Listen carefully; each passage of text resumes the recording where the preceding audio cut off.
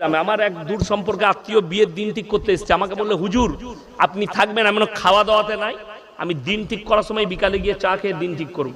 তো আমি আসরের পরে গেলাম, সর্বপ্রথম আমি চা ফা নিয়ে এসেছি।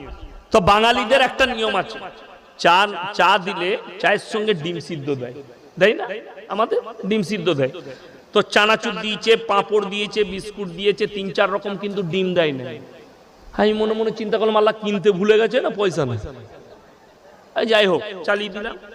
এরপরে দিন ঠিক করছি, আমি বললাম বাবা, আমাকে বললে হুজুর আপনার ডেটেই ডেট করব, আপনি বিয়েটা পড়াবেন। আর আলহামদুলিল্লাহ এত ভালোবাসো আমাকে, আমি বিয়েটা পড়াবো। তাইলে শোনো, ফাল্গুন মাসের প্রথম সপ্তাহে শনিবার বিয়ে, রবিবার অলিমা, আর সোমবার তোমরা মেয়ে জামাই নিয়ে আসবে। ছেলের বাপ বলছে তারা নাচছি। আমি দেখতো কোথা গেল, ও তো বাইরে গিয়ে বড় মুফতি সাহেবকে ফোন লাগাইছে।